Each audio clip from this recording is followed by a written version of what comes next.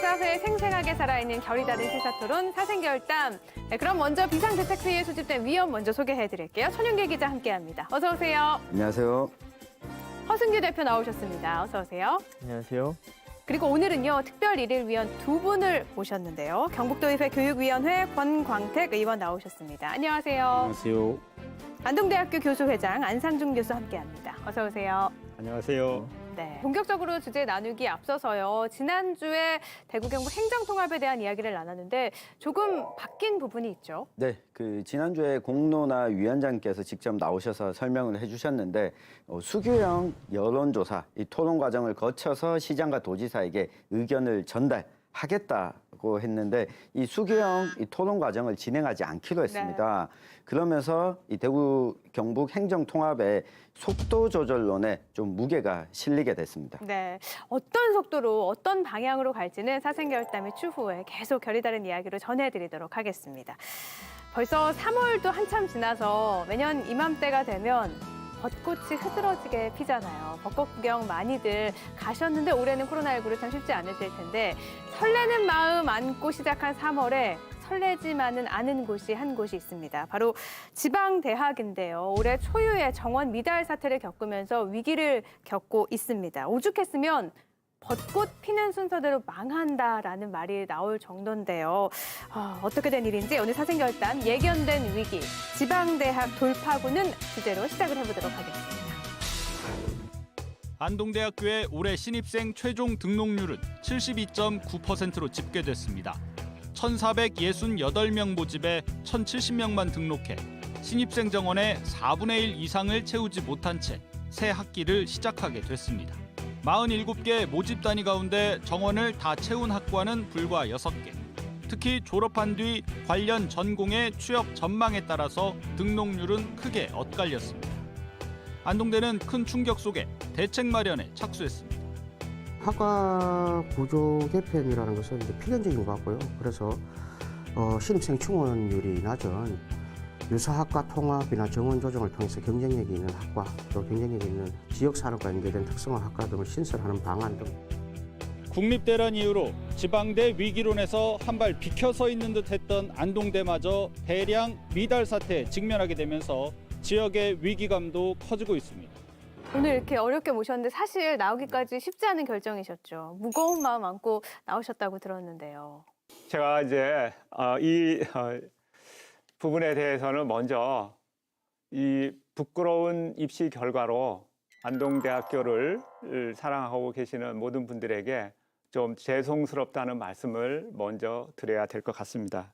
시작 전부터 사과를 이렇게 하고 시작을. 네.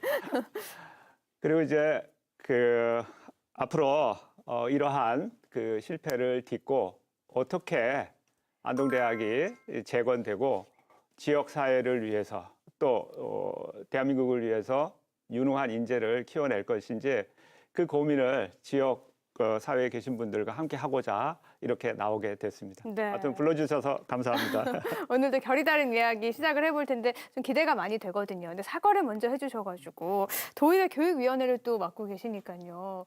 한 말씀 해주셔야 될 것 같거든요. 네. 예, 경상북도의 교육위원회 구성원 한 사람으로서 지방대학의 위기를 직면하면서 마음이 정말로 이렇게 무겁습니다. 지방대학이 당면한 문제에 대해서 슬기롭게 해결하기 위해서 각계의 전문가들과 해결 방안을 함께 고민해보는 뜻깊은 시간이 되었으면 합니다. 네, 오늘 그 첫 출발점이 어떻게 보면 되지 않을까 싶기도 한데요. 그럼 본격적으로 결이 다른 이야기 나눠보도록 하겠습니다.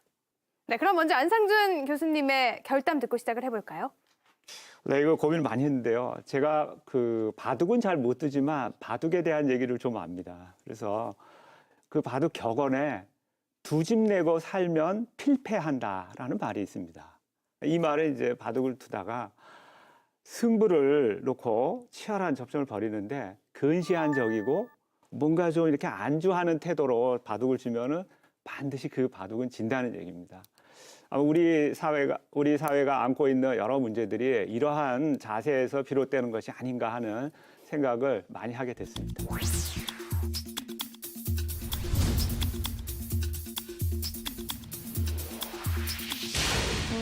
가까이 가까이 보면 안 되고 멀리 봐야 된다는 말씀이신 것 같은데요.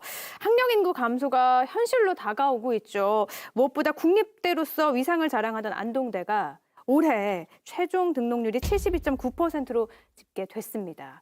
대구, 경북 다른 대학들이 90에서 99% 이상 정원을 확보한 것과는 달리 안동대에서 좀 초유의 미달 사태를 겪은 건데 이유를 어떻게 보세요? 그 모든 그 사안에는 내부적인 요인과 외부적인 요인이 있을 거라고 생각을 합니다. 그래서 많은 사람들은 이번 입시의 문제점을 이제 학령 인구 감소라든지 또 지역 대학이 안고 있는 숙명적인 그런 문제점들을 얘기를 합니다. 근데 제가 보기에는 이런 외부적인 요인들은 이미 오래전부터 노출되어 있었고 예견되어 있었기 때문에 아마도 지금 다른 대학에 비해서 현저하게 낮은 입학률을 기록했다는 것은 우리 내부의 문제가 더 큰 것이 아닌가 그런 생각이 들고 제가 보기에는 좀 대학 본부가 안일하게 대처를 했다거나 대학에 있는 구성원들이 우리 국립대학이니까 괜찮겠거니 하는 그런 안이한 마음가짐이 오늘의 이러한 그 비극적인 사태를 부르지 않았는가 그렇게 한번 자성해 봅니다. 초유의 미달 사태 겪어서 사실 충격이 굉장했거든요. 그런데 이런 환경적인 요인보다는 내부의 문제였을 것이다라는 평가셨는데요. 안동대에서 정원 미달 사태에 그러면 그 내부의 문제 어떤 문제일까 이런 의견이 있어요. 일부 학과의 경쟁력이 약화됐기 때문에 미달된 거 아니냐 이렇게도 보시나요? 네, 물론입니다. 이제 그 아마 3월 4일자 MBC 8시 뉴스에 그 신입생 문제를 다룬 기사를 보면은 일부 특정 학과들이 지표가 낮아서 이렇게 됐다라고 얘기를 하는데 인문학 기피 현상도 뚜렷해졌습니다. 인문대학 등록률은 6개 단과대학 가운데 가장 저조한 57.3%에 그쳤고 특히 안동대 간판 학과인 민속학과는 25명 모집에 10명만 등록해 충격을 안겼습니다. 사실 그 기사에서 이제 콕 집어서 얘기한 게 인문 사회 분야입니다. 특히 이제 인문 분야에서 이제 많은 그 지적을 하셨는데 인문학의 위기는 오래전부터 예견된 거였고 인문학에서 어떤 문제가 생겼다고 해서 대학 전체가 흔들리는 것은 저는 아니라고 봅니다. 문제는 우리가 그래도 안동대학이니까 경쟁력이 있고 그리고 나름의 그런 어떤 특성을 보여주는 그런 학과들마저도 이번에 결과가 좋지 않다는 게 지금 안동대학이 안고 있는 가장 심각한 문제가 아니겠는가 그렇게 생각을 하고 지난 4년 전에 안동대학은 벌써 단과대학 2개를 해체하고 또 220명의 거대 학부를 창의융합 학부라는 이름으로 만들었는데 그 결과가 그렇게 좋지 않다는 게 제가 볼 때는 지금 4년 동안 우리가 좀 실기를 한 게 아닌가 하는 그런 생각을 하게 됩니다. 그동안에 노력을 했지만 그 노력이 잘못된 방향이었다는 말씀이신데요. 어떻게 보셨어요? 예, 금년도 입시에서 안동대학교 전체 최종 등록률이 72.9%로 이렇게 그쳤지 않습니까? 네. 특히 보면은 교수님도 말씀 계셨습니다만은 인문계열 특정각 한 50% 내외의 등록률을 보였습니다. 언론상에서도 제가 봤습니다만은 설마 공립대학인 우리 안동대학이 미달 사태가 벌어질까 하는 어떤 방심하는 이런 문제가 첫째 아니겠나라고 생각을 하고 두 번째는 우리 지역사회 산업체가 필요로 하는 교육 커리큘럼이죠. 거기에 맞게 이렇게 개편이 이루었다고는 하지만서도 부족했지 않나 이렇게 생각을 해보고요. 그래서 지금이라도 늦지 않았다고 생각하고 수요자 중심의 교육 과정을 이렇게 개발해서 개편하는 것이 맞지 않나 이렇게 생각을 해봅니다. 근데 아마 시청자분들은 이렇게 느끼실 거예요. 그렇게 많이 미달됐나? 미달이 된 게 그렇게 충격적인 일인가? 생각하실 수도 있거든요. 이게 지금 학령 인구만 놓고 보면 지난해와 올해는 이 크게 많은 수가 떨어진 것은 아닙니다. 오히려 2019년에서 2020년에 더 많은 인원이 줄어들었거든요. 그런데 지난해에는 안동대학교가 이 90% 후반대의 등록률 거의 100% 네, 거의 100% 가까이 기록을 했었거든요. 그렇다면 이 1년 사이에 학령 인구가 엄청나게 줄어들지도 않았는데 왜 이렇게 됐을까? 이 부분을 우리가 뭐 따져볼 수밖에 없는데요. 일단은 이 전체적인 학령 인구 감소와 교육부의 대책이 좀 부실한 부분들을 제외해 놓고 보면 이번에 그 앞서 우리 교수님도 말씀해 주셨지만 이 창의 융합 학부, 그러니까 이전에 있던 학부의 정원을 모아가지고 새롭게 만들었는데 이번에 미달이 많이 됐거든요. 저는 이 부분이 최근 들어서 대학들이 좀 몇 년 전부터 추진해왔던 이 자유전공 학부라든가 창의 학부라든가 이런 방식의 시류에 안동대학교도 그대로 그냥 따라가려다가 이런 결과를 낳지 않았나 보고요. 이 특화되지 못하고 옆에 있는 대학들도 저렇게 바꾸니까 우리도 저렇게 한번 해봐야지 라고 하는 게 저는 실기라고 보여지고요. 이 또 한 가지는 이 지역사회의 책임도 저는 크다고 봅니다. 이 국립대학교이기 때문에 이번에 이 인원수가 좀 적게 모집된 특히 인문계열 학과 가운데 안동대학교에서만 거의 전국적으로 존재하는 학과도 있거든요. 이 대표적인 전공이 민속학과인데 이 경우에는 이 인원수가 적더라도 이 학과를 계속해서 유지해야 되는 이유가 있습니다. 네, 국립대로서. 그렇다면 이 부분은 학생들이 이 졸업한 이후에 취업을 어떤 방식으로 할 것인가, 이 경상북도와 안동시가 함께 고민해야 되는 문제인데 이걸 대학과 학생들에만 좀 맡겨놨던 결과가 아닌가 싶습니다. 심도 있는 고민이 부족했다는 거잖아요.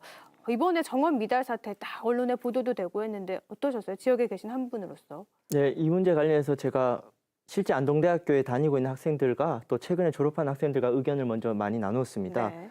일단 그 창의융합학부 같은 경우는 대학 구조개혁의 일환으로 안동대학교 본부가 주도적으로 2019년에 개설됐는데요. 무려 입학 정원이 220명입니다. 당시에 이 정원에 대해서 교수님들이랑 학생들이 반발이 많았는데 그냥 이렇게 강행이 됐거든요. 그래서 올해 무려 48명이 추가 모집이 필요했고요. 미달이 됐고 특히 220명이라는 정원을 수용할 수 있는 교육여건이 구비되기 전에 학과를 출범시켰다. 특히 220명 단위의 학생자치조직의 학생회가 아직 설립이 안 되고 있습니다. 여기서는 그 대학 측과 좀 총학생회 측에 더 관심이 필요한 부분이 있고요. 이처럼 혁신도 좋은데 그 과정에 그 당사자들의 학생들 그리고 교수님들의 목소리를 좀 반영해서 그럼 또 부작용이 생기지 않을까. 네, 그런 부분도 현장에 있는 학생들의 의견이 존중이 되지 않았고 결과적으로 봤을 땐 그게 잘못됐다는 거잖아요. 미달로 됐어서. 그러면 누군가는 좀 책임을 져야 되지 않을까. 왜냐하면 대구대는 미달 사태를 겪어서 총장이 책임지고 사퇴하겠다고 밝히기도 했고요. 그리고 원광대 역시 총장 퇴진 요구가 나오고 있는 실정이라서 안동대는 그러면 이런 얘기는 들리지 않는 걸까 싶기도 하거든요. 제가 이제 개학하자마자 안동대 신문에 사설을 썼습니다. 네. 거기서 저는 이 비극적인 사태에 대해서 총장 이하 보직자들의 책임 있는 조치를 요구를 했는데 총장님께서는 지금 관점을 좀 달리 하시는지 좀 이렇게 급한 불을 끄고 거취를 결정하겠다 이렇게 말씀하셨는데 저는 지금 비상대책위원회와 같은 그런 아주 특단의 그런 기구를 만들어서 뭔가 안동대학을 다시 설계할 수 있는 그런 기회를 주고 이제 구성원들의 불만과 동요를 잠재워야 된다고 생각하고 있습니다. 물론 이런 문제가 발생할 때마다 총장이 책임지고 사퇴하는 건 물론 바른 방향은 아니죠. 하지만 문제가 생겼으면 그 문제를 바로잡는 노력도 필요할 것 같은데요. 어떤 노력이 좀 있어야 될까요? 예, 금년도 안동대학교 입시에 저조한 등록률을 나타낸 것은 저는 특정인의 잘못이라고 말할 수는 없을 것 같습니다. 객관적인 학력 인구 우리 통계가 나와 있지 않습니까? 그런데도 불구하고 우리 교육부 차원에서 어떤 대책을 내놓지 못한 것도 교육부의 잘못도 있다라고 이렇게 생각을 합니다. 그리고 우리 소유자들의 변화에 능동적으로 대처하지 못한 안동대학교 구성원들의 전체의 잘못도 있다라고 이렇게 생각을 해봅니다. 이제 와서 이렇게 잘잘못을 따지기보다는 이러한 위기 상황을 슬기롭게 헤쳐갈 수 있는 방안을 찾기 위해서 구성원 모두가 머리를 맞대고 어떤 대안을 마련하는 것이 중요하지 않나 이렇게 생각을 해봅니다. 그래서 또 사생결단이 모인 게 오기도 네. 하죠. 그래서 실제 우리가 밖은 어떤가 한번 둘러보면 우리 정당은 선거에서 패배하면 대표가 물러납니다. 네. 그리고 이 비상대책위원회를 구성을 하거든요. 이유는 한 가지입니다. 우리 구성원 정당이 위기 상황이라는 걸 모두가 인식시키기 위해서 그렇거든요. 당 대표에게 모든 책임이 있다는 이야기가 아니라 당 대표가 책임지고 물러남으로써 그 다음에 위기 상황에 대한 이 대응을 한번 해보자라고 하는 건데 저는 안동대 총장님이 먼저 이런 이야기를 꺼내고 비상 상황을 인식시키는 것이 무엇보다 좀 필요하지 않을까? 네, 그렇게 보여집니다. 구체적으로 이제 저희도 비상대책위원회니까요. 네. 내용을 좀 들어가 볼 필요가 있을 것 같은데 이렇게 미달 사태가 날 때마다 뭐 학과 학교 통폐합 이야기도 계속 나오고 있고요. 정원 줄이기 같은 대학 구조 조정의 논의가 되는데 과연 이것만이 답일까 싶기도 해요. 대학은 사실은 살아있는 조직입니다. 사회가 바뀌면 항상 대학은 거기에 적응해서 갈 수밖에 없어요. 이거는 근대 산업화가 시작된 이후에 지속적으로 지금까지 계속되어 온 현상입니다. 우리가 이제 대학이 뭐 유럽의 기준으로 봤을 때 옥스퍼드나 파리 대학을 기준으로 해서 한 1000년 정도 전에 됐다고 하지만은 사실은 오늘날의 근대 교육의 출발점은 19세기 산업화가 일어난 이후에 이제 만들어진 겁니다. 그래서 대학은 어떤 이상적인 목표를 가지고 이렇게 달성해야 된다는 것이 아니라 우리 사회가 변하면 거기에 따라서 어떻게 고급 인재를 양성할 건가 항상 그 과제를 안고 있거든요. 그래서 안동 역시 지금 안동대학이라는 이런 대학 자체가 안동에 있다는 게 사실은 저는 굉장히 중요하고 시민들이 자랑스럽게 여겨야 됩니다. 그런데 지금 이와 같은 문제가 벌어졌을 때 우리가 근본적인 수술을 하기 위해서는 새로운 인력이 투입되고 새로운 아이디어가 나와서 뭔가 새로운 기운을 불어넣어야 되는데 지금 현재 상태에서 지금 수습 방안을 보면은 아직은 그러한 근본적인 그런 문제점들을 해결하기에는 좀 어렵지 않을까 하는 그런 우려가 드는 게 제 심정입니다. 새로운 인력과 새로운 아이디어를 투입하기 위해서는 그럼 어떤 게 필요하다고 보시는 거예요? 저는 지금 대학 본부의 구성원들도 좀 바뀌고 빨리 바뀌고 새로운 아이디어를 가진 젊은 교수님들 그리고 중간에 위치한 그런 교수님들의 이 아이디어가 대거 지금 수혈이 돼서 지금 대학을 혁신하는 그런 과제를 빨리 수행해야 된다고 생각을 합니다. 사실 이 대학이 참 어떻게 보면 보수적인 집단이기도 하잖아요. 네. 그래서 교수의 의견도 완전히 반영이 되지 못하는 그런 구조적인 문제도 좀 해결을 해야 된다는 말씀이시죠. 네, 그렇죠. 네. 네. 그런데 이 전제해야 될 게 저는 한 3가지 정도 있다고 봅니다. 하나는 학령 인구 감소하면서 대학 정원을 정부 차원에서 줄여왔는데 이게 지방대학 위주로 정원을 계속해서 줄여왔습니다. 그리고 이 수도권 대학의 경우에도 정원을 일부 줄이긴 했으나 정원의 입학이 늘어나면서 사실상 수도권 대학의 정원은 크게 줄지 않았습니다. 네. 안동대학 스스로 뭔가 바꾸겠다라고 이야기하면서 동시에 이런 교육부의 정책에 대해서도 좀 강하게 함께 요구해야지만이 근본적인 해결책이 될 수 있을 것 같고요. 그리고 두 번째가 통폐합하는 과정에서 학생들과 또 이 교수님들이 순간적인 급박한 피해를 입지 않으려면 위기 학과에 대한 서서히 정원을 줄여나가는 교육부의 지원책이 필요한데 이게 지금 아직 마련돼 있지 않거든요. 그리고 이 세 번째가 이 학과 간 통폐합을 하는 데 있어서 어떤 것을 우선순위에 놓을 것인지 구성원들 간의 합의를 모으는 과정이 있어야 되는데 그 과정이 아까 교수님께서 말씀하신 기존의 대학 본부를 운영해보지 않았던 분들의 의견이 들어올 수 있는 창구를 만드는 것 그리고 여기에 학생들의 의견이 모아질 수 있는 창구를 여는 것부터 좀 시작해야 된다 봅니다. 정원 미달이 비단 대학만의 문제가 아니죠. 지역의 문화, 교육, 정치, 경제 모든 영역에 또 포함되어 있어서 그 영역이 더 클 것 같은데 어떤 영향을 미칠까요? 예. 먼저 영향을 미치기 전에 한번 자료를 보여드리겠습니다.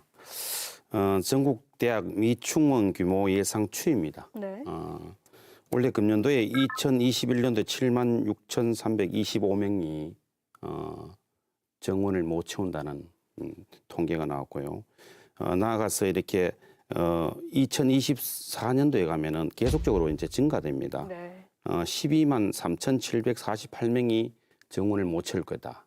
이것은 쉽게 해서 이렇게 알아듣기 쉽게 하면은 지방대학이 1,000명 정원대학에 123개 대학이 정원을 한 명도 못 모을 것이다라는 이런 결과 수치를 보여줍니다. 그래서 결과적으로 우리 대학의 구조조정은 피할 수 없는 상황이라고 보고요. 그래서 우리 지역에 미치는 영향은 이렇게 상당히 이렇게 크다고 생각합니다. 지방대학과 지역사회는 지역 경제 활성화를 위한 공동 프로젝트 추진, 대학생들의 소비 촉진을 위한 지역 경제 활성화, 또 산학협력을 통한 일자리 창출, 또 기술 개발을 수행하면서 유기적으로 연결되어 있습니다. 이에 따라 지방대학 학생 미달로 인한 대학 어려움은 대학에 국한되는 것이 아니고 지역사회도 지역 소멸과 같은 심각한 문제로 이어진다고 이렇게 생각을 하고 있습니다. 2024년에 12만 명이 넘는 학생들이 정원이 부족하다고 하니까 정말 심각한 문제잖아요. 그렇죠. 네, 워낙 심각하다 보니까 뭐 지자체와 정부, 정치권에서도 다 노력을 기울이고 있긴 합니다. 한번 예. 살펴보면 정부가 내놓은 대책들 중에 공공기관에선 지방 인재를 더 많이 채용하고요. 지자체가 적극적으로 지역 대학과 함께 공동으로 계획을 좀 수립하자는 내용인데 현실적으로는 좀 어때요? 이게 내용은 참 좋은데. 네, 일단 공공기관 지방인재 채용의 경우에는 뭐 역차별 논란 때문에 이것이 좀 적극적으로 추진 안 되고 있는 측면이 있고요. 그런데 이 지점에서 우리 의원님 나와 계시지만 경상북도의 책임을 묻지 않을 수 없습니다. 네. 그러니까 정부 산하의 공공기관의 지방인재 채용이 좀 갈등이 있다면 지방공기업, 지방공사부터라도 지방인재 채용을 적극적으로 좀 장려하는 이 정책을 펼쳐야 되는데 정부에게만 떠넘기고 지자체는 이 부분들을 뭐 좀 소홀히 하고 있거든요. 게다가 이 교육부에서 지난해 추진했었던 이 지역 산학 연계 협력 플랫폼 조성 사업에 이 경남, 충북, 광주, 전남이 선정이 돼서 올해 이 대거 돈이 투입되고 지역 대학생들이 참여하는 자리가 열렸거든요. 네. 그런데 올해 이제 한 개 지역을 더 선정합니다. 이 대구와 경북이 이걸 준비하고 있는데 이 추진 주체가 이 경상북도와 대구시 그리고 여기에 다른 기관들이 들어오는데 이 경북대와 대구대학교가 중심적으로 참여를 하고 있어요. 그러니까 도청 소재지인 이 안동에서 이 경북도와 안동시가 왜 안동대학교와 이런 사업들을 적극적으로 좀 추진하고 있지 않은지 이거는 책임을 물어야 됩니다. 아니 정부에서 이렇게 한다고 하면 발 벗고 나서서 함께 해야 될 텐데 네. 왜 이렇게 두 손 놓고 강 건너 불구경하듯 이러는 걸까요? 네, 사실 저는 이 지방대 위기는 곧 지역사회 위기지 않습니까? 전 지역사회가 중요한 당사자라고 생각이 들고요. 저는 지자체와 지역대학의 산학협력은 사실 필수고 저 나아가서 기업과 산업 영역을 넘어서 인문사회 전 분야로 저는 협업 모델을 구축할 수 있다고 생각합니다. 특히 이번에 안동대학교 같은 경우 인문대학 학과들이 많이 정원이 미달이 있었는데요. 저는 지역의 역사나 문화자원을 콘텐츠하고 기록하는데 우리 대학이 참 큰 잠재력이 있다고 생각합니다. 그래서 취업 경쟁력은 낮지만 사회적인 공익적 가치가 높은 학과에 대해서는 지자체가 좀 심하게 들이대야 된다. 예를 들어 이제 정치학이라든지 이런 순수 연구 같은 경우는 수도권이나 대도시에 아무래도 집중되어 있는데요. 예를 들어 현대 안동 정치사라든가 안동대 수몰민들의 기억을 기록하는 부분이라든지 구 안동 역사에 대한 역사 콘텐츠 이런 부분들에 있어서는 정말 무궁무진한 잠재력이 있는데 이 부분은 대학에만 맡겨둘 것이 아니라 지자체가 안동대학교에 들이대면서 이런 프로젝트를 할 테니 지역의 인문사회 분야도 적극적으로 함께 그 지역 사회 살리기 함께 해보자 자원도 제공하는 부분이 있어서 좀 서로 윈윈이 되지 않을까. 좀 과감하게 좀 들이대고 안동시장님께서도 안동대학교 찾아가고 해야 되는 게 아닌가. 저는 그렇게 생각이 듭니다. 그러니까 취업으로 이어지는 경쟁력 있는 학과만 키울 게 아니라 가치를 보고 새로운 좀 경쟁력을 만들으라는 거죠. 저는 그 부분에 있어서 안동이라는 도시의 특수성에 대해서 좀 말씀을 드리고 싶은데요. 안동은 여러분 다 아시다시피 세계유산 3관왕입니다. 하회마을, 그리고 사원문화, 그리고 기록유산. 이 세계유산 3관왕을 가진 도시는 제가 알기로 전 세계에 거의 없습니다. 그 얘기는 안동이 대한민국에서 차지하는 아주 독특한 위상이 있다는 거예요. 그리고 이러한 그 문화적 유산은 우리가 지금 정신문화의 수도를 내세우는 안동의 가치하고도 매우 밀접하게 관련이 돼 있습니다. 그래서 저는 지금 여기 도의원님도 계신데 사실 발상을 바꿔서 안동을 대학 도시로 한번 만들면 어떻겠나 하는 생각이 들어요. 이게 어떤 얘기냐면은 앞으로 지역사회가 살기 위해서 혁신을 하는데 그 혁신의 중점에 대학을 놓자. 대학이 중심이 되면은 청년이 모이고 청년이 모이면 당연히 일자리가 거기에 문제가 되고 이런 관점에서 접근을 하면은 지금 우리가 지방대학 전체를 얘기하고 있는데 그중에서도 지금 안동대학 같은 경우에는 배우 인구도 적고 이런 상황에서 아주 불리한데 이걸 바꾸면 사실은 돌파구를 열 수 있는 그 계기가 마련된다는 겁니다. 그래서 저는 한 가지 좀 의원님께 과감히 제안하고 싶은 거는 지금 안동에 오는 분들이 서위문을 통과해서 저쪽 동쪽으로 나가면 동인문까지 오면은 안동대학입니다. 이 거리의 이름이 경동로예요. 예.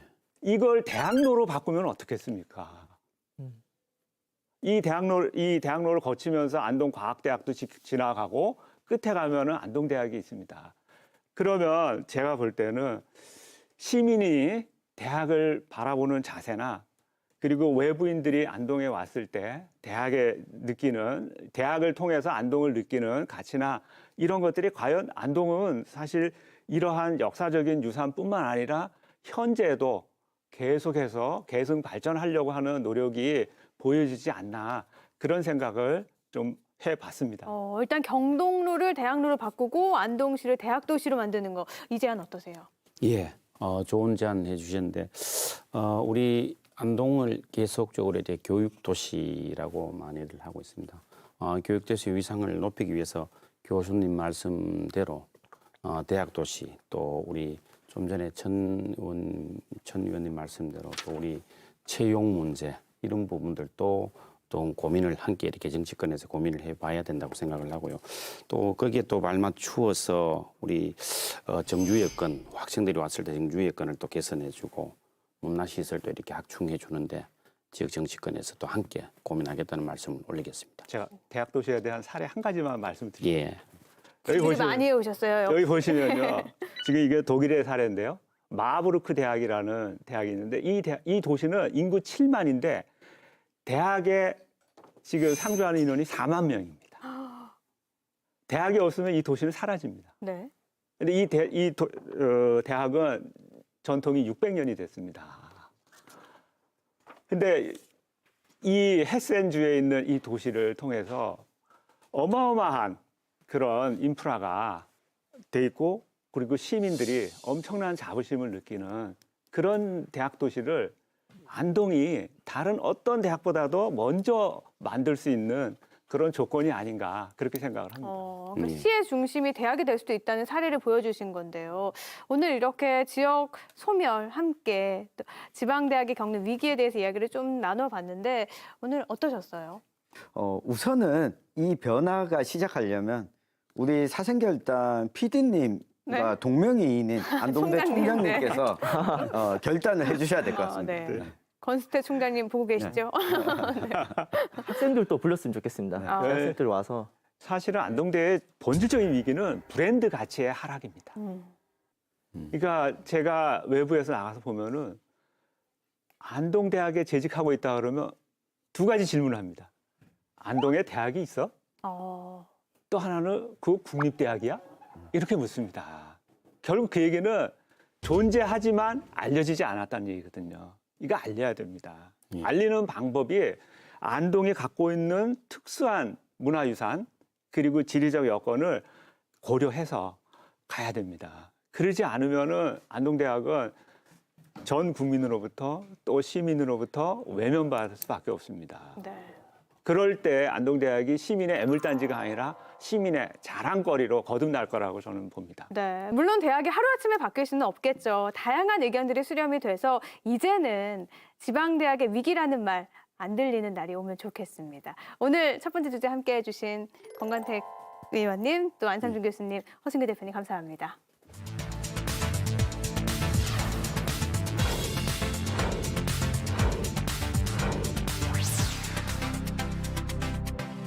코로나19가 계속되는 상황에서 재난지원금 논의도 계속되고 있죠. 4차 재난지원금 논의가 이뤄지고 있는데 2차, 3차에 이어서 4차에도 농민들은 그 지원 대상에서 빠져 있습니다. 농민 패싱이라는 말까지 나오고 있는 상황. 사생결단 두 번째 주제는요. 속타는 지역농업 지원책에 대해서 이야기를 나눠볼 텐데요. 함께해 주실 비상대책위원 함께 소개해드릴게요. 유유순 편집장 함께합니다. 어서 오세요. 네, 반갑습니다. 임미애 의원 나오셨습니다. 반갑습니다. 반갑습니다. 더불어민주당 경북도당 농어민위원회 송성일 위원장 함께합니다. 어서 오세요. 반갑습니다. 오랜만에 또 함께해 주셨어요. 예. 네, 이렇게 농업 정책, 농어민의 문제 함께해 주시고 있는데요.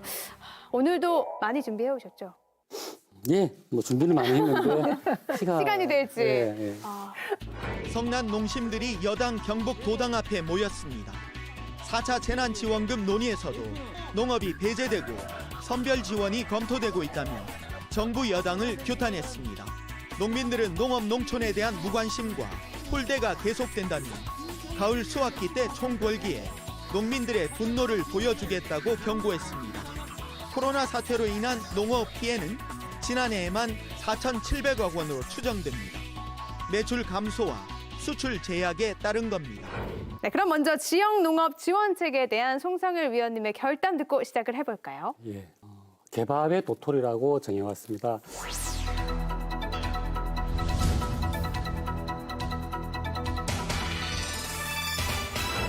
농업 정책이 늘 이렇게 소외되고 그냥 맛없이 못해가지고 할 수 없이 끼워 맞추기로 넣는 그런 거로 이렇게 너무 평가가 절하되고 있다 우리 사회에서.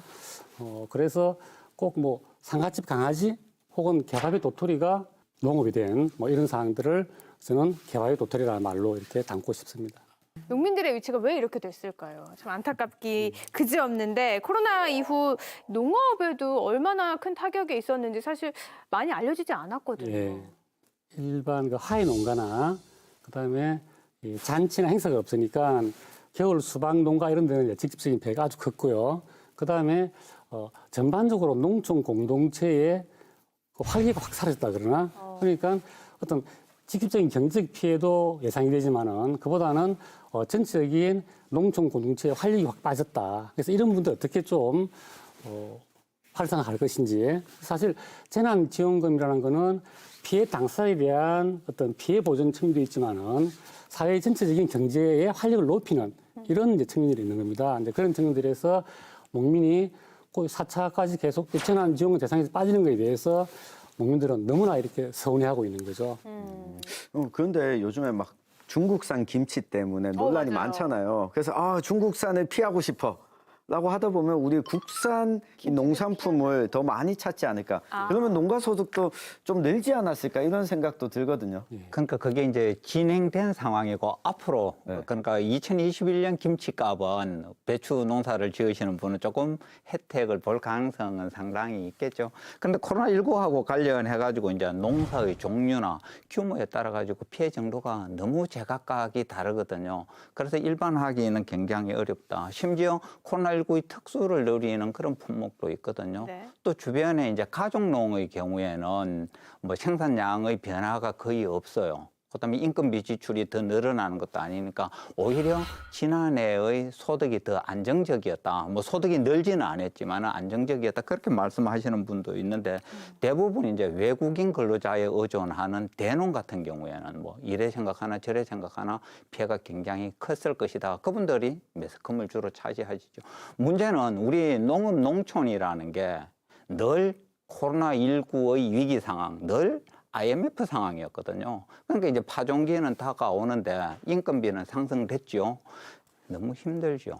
그러니까, 제가 볼 때 이렇게 막 멀리서 피해를 찾기에는 사실 워낙 이제 중소상공인들이라든가 자영업자들의 피해가 컸기 때문에 농촌 지역에서의 피해가 그렇게 크게 안 와닿아요. 그런데 저는 오히려 두 분의 그 농가 소득이 작년에 어느 정도였는지를 이야기를 하신다면 실제로 직접적으로 이야기가 좀 쉬워질 것 같아요. 직접 직접 농사를 지으시니까요. 예. 네. 네, 그럼 감이 저부터 올것 말씀드릴까요? 민감한 부분이라서 여쭤봐도 될까요? 전체 규모를 말씀드리기는 좀 그렇고 사과 농사만 제가 예를 들어 보겠습니다. 제가 사과 농장이 한 1,500평 되거든요. 작년에 냉해 피해로 봄에 전체 한 50% 정도 피해를 받고요. 또 여름 태풍으로 피해를 또 받습니다. 한 20% 정도. 그래서 평년 수확량이 한 70%가 날아간 거죠. 그래서 내 평생 처음으로 그래가지고 보험금을 1,500만 원 받았습니다. 그것도 없으면 사실은 이제 굶는 상황이 되는데, 근데 그러면 사과를 판 금액은 얼마인가? 한 700만 원 정도? 700만 원. 그렇죠. 1년 농사를 지어서 끝내준 건 그렇죠. 700만 원. 네. 그래서 보험이 안 나왔으면 생활이 힘든 그런 상황들이죠. 그래서 이제 아까 우리 하신 말씀 중에서 전반적으로 농촌의 피해는 좀 체감하기 힘들다 이런 말씀을 하셨는데 저 거기에 대해서 조금 더 생각을 해봐야 된다. 그러니까 농촌 경제가 원체 취약하기 때문에 중소상인들이 받는 직접적인 큰 피해가 아닌 아주 사소한 피해도 농촌 경제는 사실은 파산 지형에 빠질 수가 있다. 그리고 농가가 파산하면 지역 뭐 농자재상, 지역 가게 식당, 지역 농협까지 사실은 영세 파산의 위험에 널리 이렇게 빠져 있는 게 농촌 경제의 현실인 겁니다. 그래서 상대적으로 피해가 작다라는 거를 가지고 농촌은 재난지원 대상에서 배제하는 것, 이건 사실 문제가 많다고 저는 생각을 합니다. 저 같은 경우에 한 2,500평 정도 논농사 기준으로 짓는데 보통 매출이 한 800에서 1,000만 원 정도 되거든요.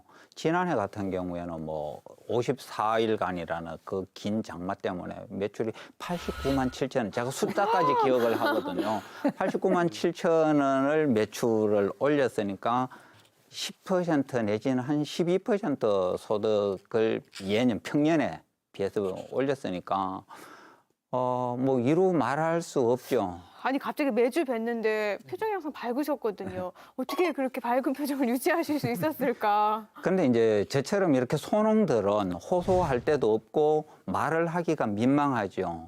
그러니까 대농들의 규모가 막 1,000만 원, 뭐 1억 이렇게 손해 본다는 말씀들을 하시니까 실제는 저처럼 이렇게 소농들의 입는 피해는 훨씬 더 규모와 그 양이 크다. 그리고 그 데미지라고 해야 됩니까? 그 충격이 훨씬 더 길게 가죠. 그러니까 기농기촌한 젊은 친구들 같은 경우에는 정착을 못하고 다시 도시로 되돌아가야 되는 그런 원인이 되기도 한다는 사실을 근데 두 기억합니다. 분이 네, 문제의 심각성을 알려드리기 위해서 매출액까지 공개를 하셨는데요.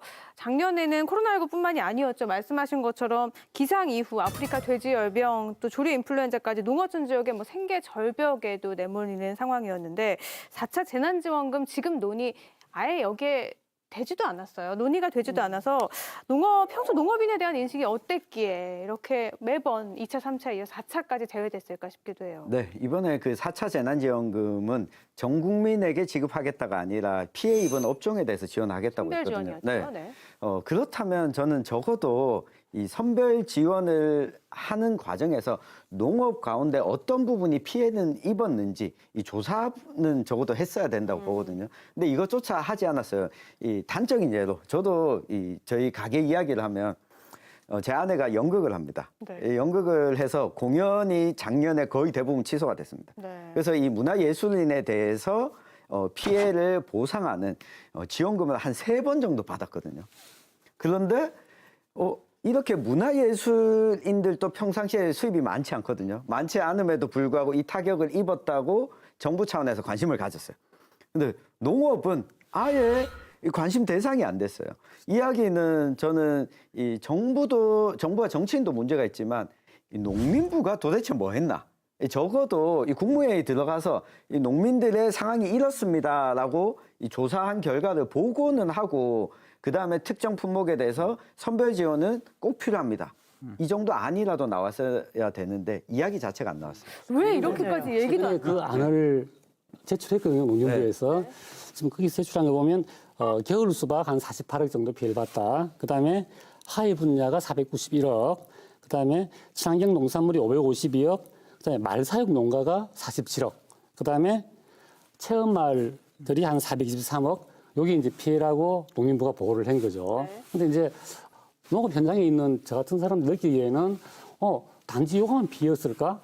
저는 그렇지 않다고 보거든요. 당장 아까 우리 뭐 쌀 생산 농가, 그다음 사과 농가의 사례를 말씀드렸지만은 한 가지 단적인 예를 들어보겠습니다. 팥테크라는 이야기 나오죠. 작년에 비해서 팥값이 한 400% 올랐다.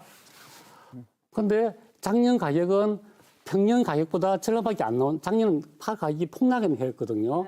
그 기준으로 올랐다고 하는데 올해 사실 수확량이 많이 줄었습니다.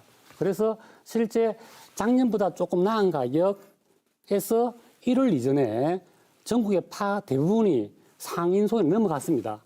그 이후에 가격이 폭등한 거예요. 그러니까 장바구니 저기 물가를 보고 야 농민들 수가 났네 좋겠다 이렇게 사람들이 많은 오해를 해요.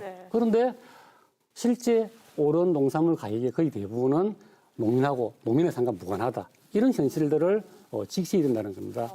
최근에 농산물 가격이 다 올라서 장바구니 물가가 올라서 농민들은 좀 주머니 사정이 나아졌겠거니 했는데 그게 아니라는 말씀이시죠. 한 가지 예를 한번 들어보겠습니다.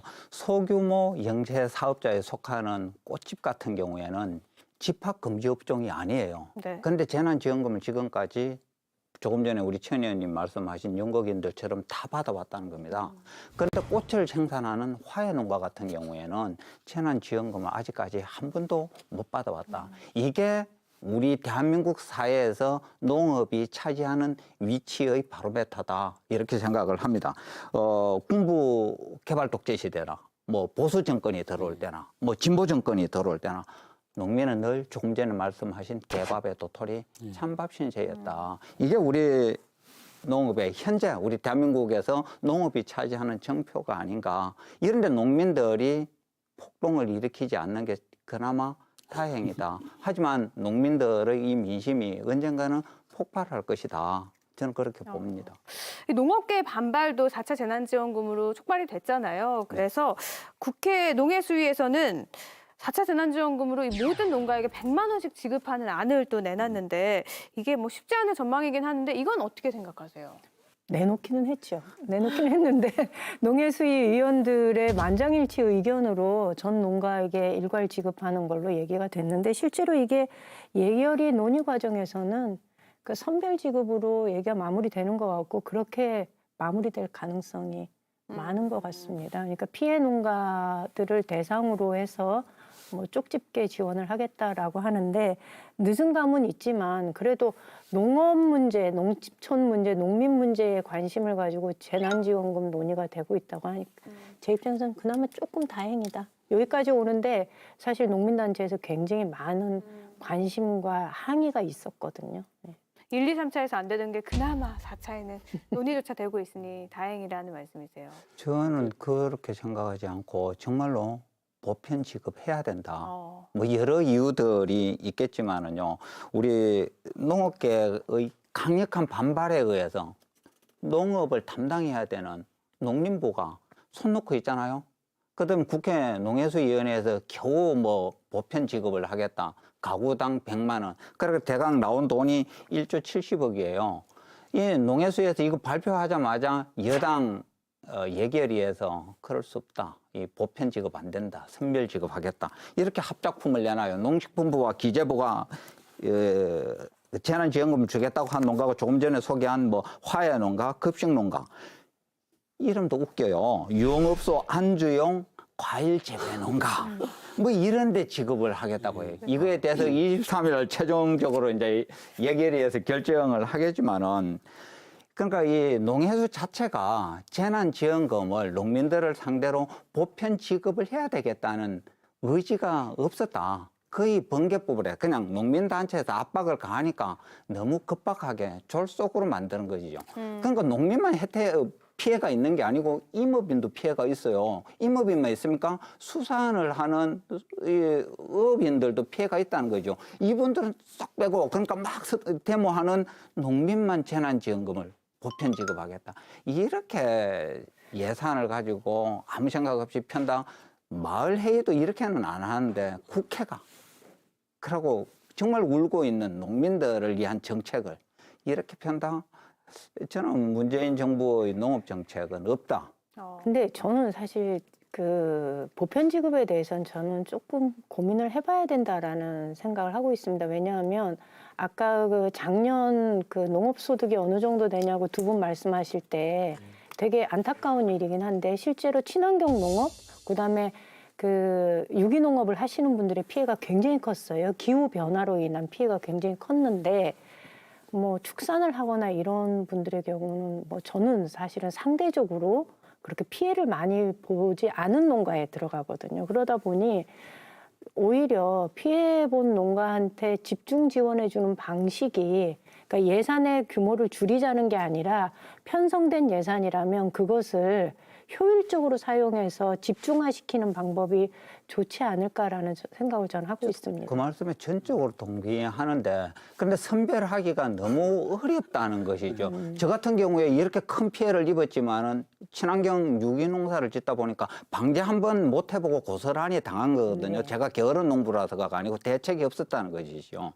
그러면은 피해를 입은 농가, 입지 않은 농가를 정부가 엄격하게 선별을 해서 뭐 선별 지급을 하겠다. 반대 안 합니다. 정부가 재난지원금을 갖다 지급할 의지조차 없는 이 정부가 선별까지 기대를 한다고요? 그게 안 되니까 보편 지급을 요구하는 겁니다. 농민들 줄을 세워가지고 너가 얼마를 피해를 받는지 증명해라. 증명할 사실 길이 없는 거예요. 실제 소득 신고를 하고 이런 집도 몇 집 안 되고요. 저부터 사실은 내가 작년에 얼마를 벌었는지 몰라요. 그러니까 장부를 적고 이 결산을 하는 농가가 사실 몇 농가 되겠습니까?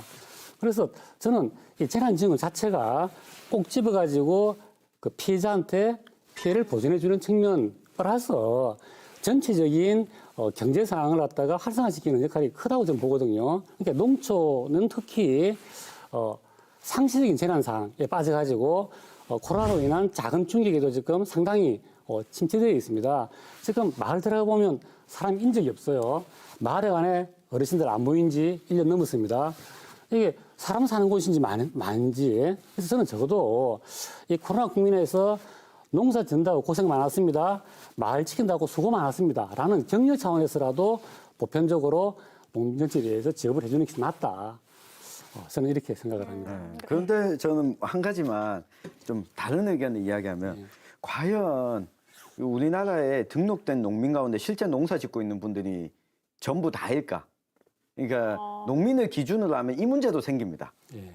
그러니까 실제 농사를 많이 하니까요. 짓지 않는 분들 가운데 농지를 보유하고 있어서 농업 계획서를 제출한 분들한테까지도 지급을 해야 되는 상황.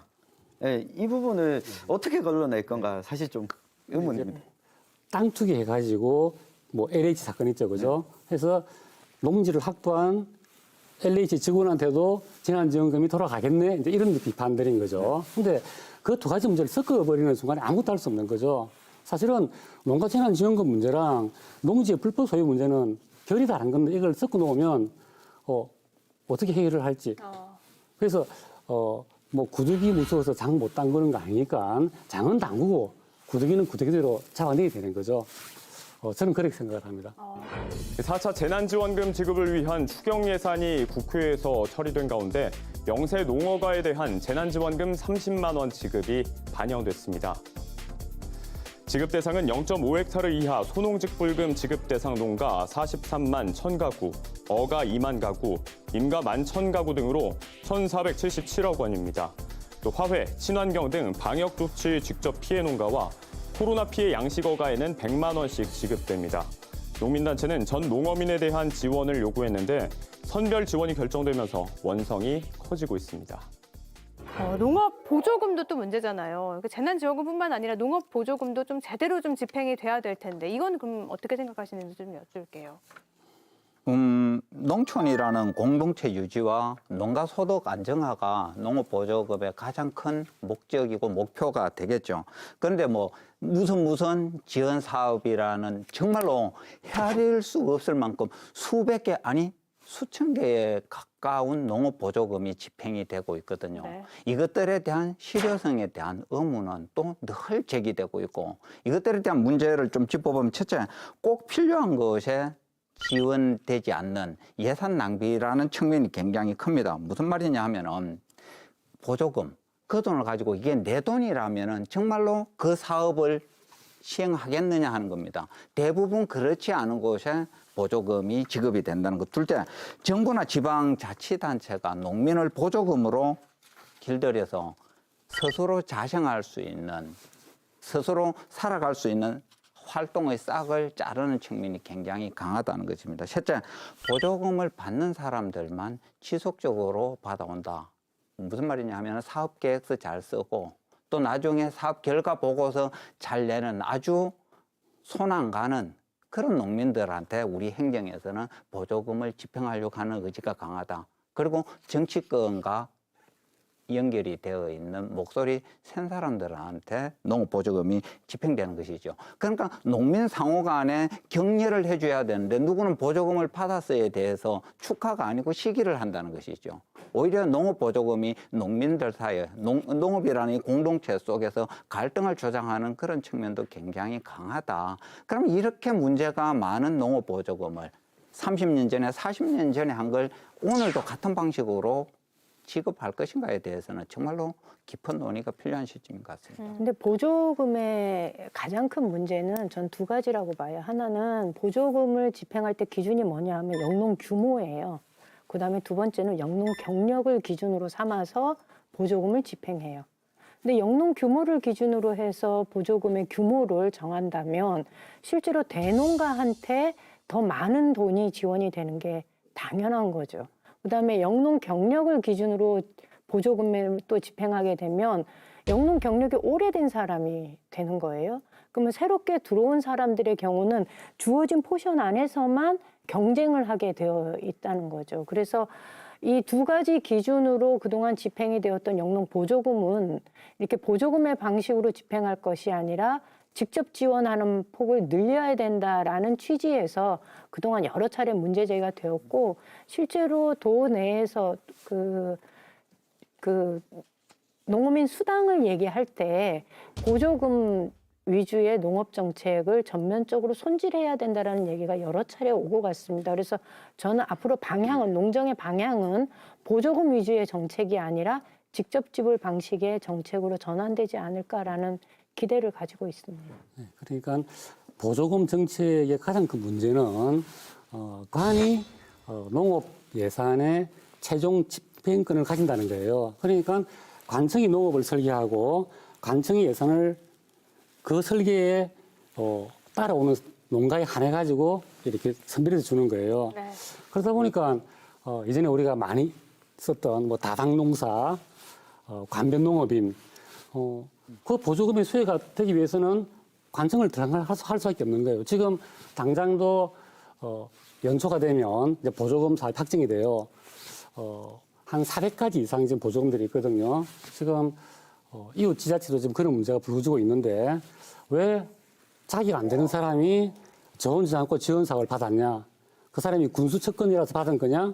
아니면 또 누구는 왜 이게 지금 봉화군 같은 경우에는 3년마다 한 번씩 보조사업 그 특정 사업을 받게 돼 있거든요. 그런데 어떤 사람은 작년에 사과농장 고소 사다리 지원받고 올해 저온지 않고 지원받고 뭐 또 그전에는 또 뭐 다른 뭐 성룡 예초기 지원받고 이런 식으로 세네 다 받는 그러다 보니까 전혀 공정하지 못한 거예요.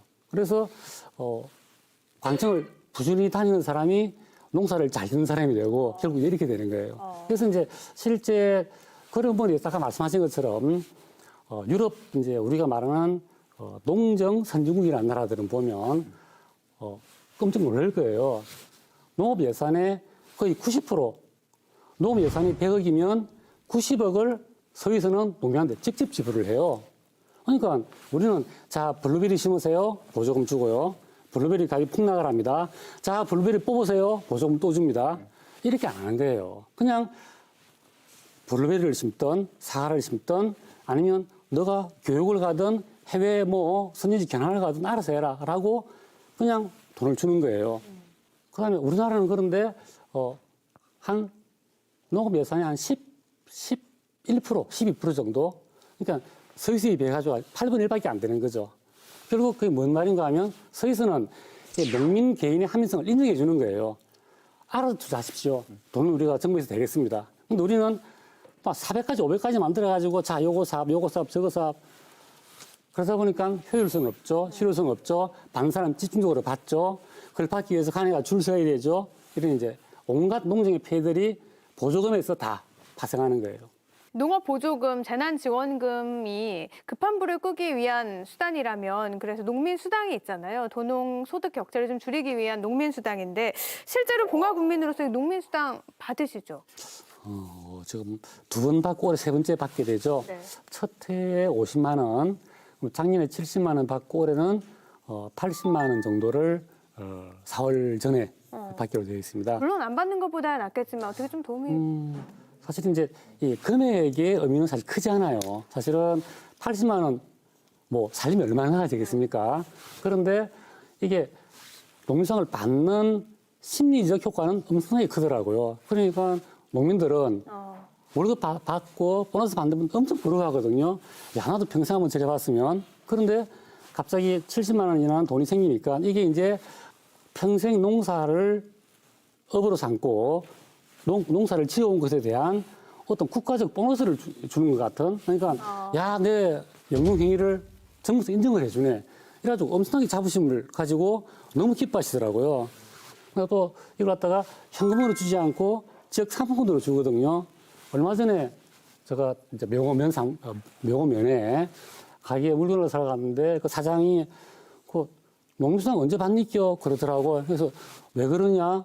뭐 우리 받으니까 도움이 되냐 그러니까 농수당이 지불되고 난 한 2달 동안 가게 매출이 엄청 올랐대요. 그래가지고 실제 지역의 가게 주인이 농민보다도 더 절실하게 농수당 언제 받냐 기다리고 있더라고요. 그래서 우리가 금액을 떠나가지고 실효성이 상당히 컸다. 이렇게 저는 평가를 합니다. 농민수당이 가구당으로 지원이 되는 건가요? 지금 현재 가구당으로 되고 있죠. 그래서 올해 영양군에서는요, 이 여성 농업인 공동 경영주 등록을 또 추진해서 여성 농업인들에게도 농민수당 공익직불금 혜택을 준다고 합니다. 그 전에는 여성 농업인에게는 사실 받지 못하는 허점이 있었던 거잖아요. 이 정책에 대해서는 좀 어떻게 생각하세요? 그 여성 농업인들 공동 경영주 등록하는 문제는 제가 사실 작년에 5분 발언을 해서 우리 경북 도내의 여성 농민 실태에 대해서 이야기를 한 적이 있는데요. 도내의 여성 농민의 숫자가 18만 8,127명이에요. 네. 그중에 이제 여성 혼자서 농사를 짓기 때문에 자연스럽게 경영체 등록이 되어 있는 가구를 제외하고 부부가 농사를 짓는데 공동 경영주로 등록이 되어 있는 비율을 따지면 3% 정도밖에 안 돼요. 굉장히 낮네요. 그렇죠. 그러니까 이게 어쩌면 이 제도 자체가 그동안 2016년도부터 시행이 되었는데 이 제도에 대한 인식이 일선 농가에서는 아무런 그 인식이 없었다는 거는 어쩌면 정책으로 등록을 해도 정책에서 별다른 다른 게 없었기 때문에 그럴 수도 있지만 이 제도가 시행된 지 5년이 지났는데도 공무원들도 이것을 모르고 있었어요. 현장에 가서 얘기를 해보면 실제로 기술원에 내지는 기술센터의 공무원도 이걸 모르고 있다라고 얘기를 하거든요. 그래서 저는 여성 농업인에 대한 정책들이 이루어지기 위해서는 가장 먼저 되어야 되는 것이 우리 지역의 여성 농업인에 대한 현황 파악부터 그다음에 제도적인 신분 보장부터 이루어져야 그것이 가능하다라고 생각을 합니다. 그래서 저는 지금 경상북도 내의 여성 농업인들 공동 경영주 등록하는 제도가 그러니까 굉장히 홍보도 많이 하고 있고 적극적으로 권하고 있는 상황인데 영양군에서 아주 모범적으로 등록하면서 농업인으로서 정식으로 인정을 하고 그에 따르는 농민수당을 지급하겠다라고 하는 정책은 굉장히 고무적인 일이다라고 생각을 합니다. 추가적으로 말씀을 드리면 왜 3.1%밖에 안 했나? 사실은 2018년도에 제도를 바꿔가지고 남편의 성인 없이 여성이 스스로 공동경주로 등록할 수 있는 제도를 마련했거든요. 그리고 물론 홍보가 좀 부족하긴 했지만은 사실은 홍보가 좀 됐어요. 그런데 3.1%밖에 안 된 거는 지금 말씀하신 것처럼 등록에도 실효성이 아무것도 없는 거예요. 딱 한 가지 있다고 그러더라고요. 교통사고 나가지고 목숨을 잃으면 가정주부와 농민의 그 소득 차에 의해 가지고 보험금이 좀 더 나온다. 그 외에는 아무런 실효성이 없는 거예요. 그러니까 농민수당 같은 경우에도 지금 가구당 배당이 되지 않습니까? 가구장제가 온전하는 한 가구당 주면 남자가 자주지하게 되어 있는 거예요. 사회적으로. 그래서 봉화군의 농민수당제를 만들 때도 우리가 요구를 했거든요. 50만 원, 가구당 50만 원 하지 말자. 남녀 따로 25만 원씩 하자. 그다음 1인 가구 있으니까 예산 좀 남지. 그럼 30만 원씩 하자. 근데 행정 편의상 이런 걸 거부하는 거예요. 그러니까 이 농정을 바라볼 때 이 가족주의, 가구당 어떤 이런 선입견 이런 걸 가지고 농정을 바라다 보니까 공동경주 등록을 해라라는 아주 좋은 취지의 사업이 전혀 현장에서 먹히지 않는 이런 상황들인 거죠. 아니, 봉화 군수님은 그 땅은 본인 명의 말고 이 가족들 명의로 다 많이 사시고 하시더니 네. 왜 농민수당은 이렇게 가족들이 직접 받을 수 없도록 하는지 사실 잘 이해가 안 되네요. 아니 근데 그거는요. 네. 저희 의회에서도 얘기를 해보면 실제로 행정에서도 편리하기 때문에 가구당 지급 얘기가 되지만 저희 이야기를 해보면 의원들도 가구당 지급을 원하는 경우가 많아요. 왜냐하면 농민당으로 지급을 하게 되면 그 액수가 좀 작아지잖아요. 가구당으로 묶어주면 좀 커 보이거든요. 예. 그러니까 이거는 약간의 착시 효과 이런 것들을 좀 생각하고 있는 것 같아요. 이렇게 농업보조금, 농민수당 아직 부족하긴 하지만 점점 늘어가는 추세잖아요. 그래서 일각에서는 이러면 농민들에게 지급되는 거니 농민들도 세금을 내라. 이런 말도 참 많이 나오는데 이거에 대해서는 또 어떻게 생각하세요? 그럴 수밖에 없는 게 지금 경영체 등록 부분을 두고도 문제점이 많이 나왔다는 걸 지금 나누고 있지 않습니까? 이런 걸 해소하는 게 우리가 작은 가게를 하나 열어도 우리는 세무서에 신고를 하고 사업자 등록증이라는 걸 발급을 받아요. 그런데 농사를 짓는 분들은 이런 절차가 전혀 없죠. 그러니까 농업을 사업의 영역으로 우리 정부 자체가 인정을 하고 있지 않는 것 같아요. 그러면서도 농업 피해에 대해서는 농민 보고 입증을 하라고 하지 않습니까? 지금까지 보조금의 문제들이 대농 중심으로 면적 중심으로 부자한테 더 주는 그런 보조금 집행이었단 말입니다. 그런데 이 대농들, 부농들이 아주 약한 소농들의 뒤에 숨어서 세금 혜택도 누리고 보조금 혜택도 고스란히 누리고 있습니다.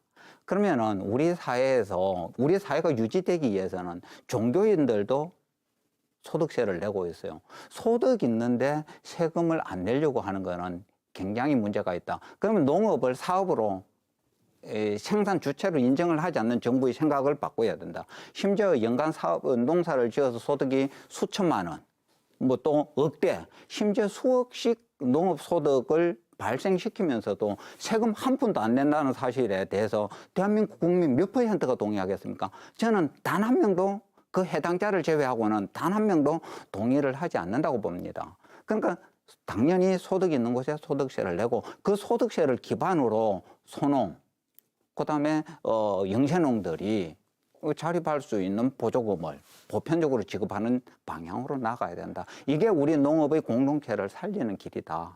이게 우리나라에 보편적으로 이 조세 부담을 증가시키는 것에 대한 저항이 상당합니다. 앞서서 이야기했던 농민수당이라든가 이런 세금에 대한 실질적인 혜택들을 체감할수록 이 조세 부담도 저는 가능할 거라고 보여지거든요.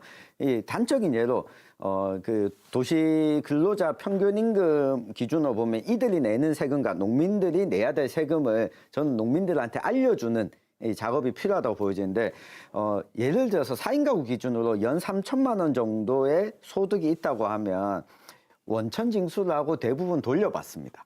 그리고 농민들 입장에서 본인들이 사용했던 그리고 농민들이 경작을 하는데 썼던 비용들도 세금에 대해서 이만큼 부담하고 내 이만큼 썼으니까 이 부분 돌려받아야지 하는 게 있다면 저는 소농들은 거의 세금을 직접 부담하는 것들은 없어진다라고 하는 걸 적극적으로 좀 이야기해줘야 된다고 봐요. 안 내던 세금을 내려고 하면 당연히 반발이 생기니까 안 낼 수도 있는데 괜히 지레 겁먹지 말고 어떤 절차를 거치는지 미리 좀 홍보가 돼야 된다는 말씀이시네요. 이게 이제 정책적 정당성으로 밀어붙일 때 정서적 수용성에 문제가 생기면 이 정책이 관철이 안 되는 거예요. 지금 농민들한테 세금 이야기하면 100이면 90은 벌떡 뛸 거예요.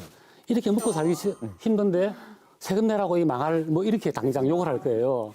그래서 이제 지금 말씀하신 그런 중간 과정들이 좀 필요하고요. 농민들은 우선 그러면 내 좀 편하게 먹고 살게 해도 그럼 내 세금 얼마든지 낼게 이렇게 반응하실 거예요. 그래서 이제 그런 측면들에서 농민의 안정적인 생활들에 대한 대책과 동시에 같이 세금을 같이 이야기해야 된다. 저는 이렇게 생각을 합니다.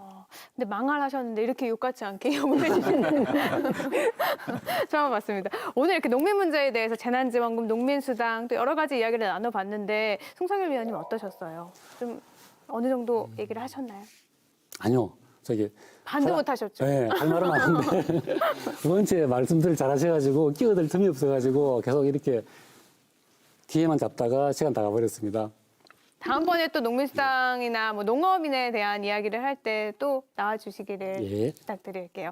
네, 오늘 이렇게 농민분들에 대한 이야기도 나눠봤는데요. 추운 겨울은 가고 따뜻한 봄이 왔습니다. 하지만 우리 지역의 대학과 농민들에게는 아직도 쌀쌀한 한겨울인데요.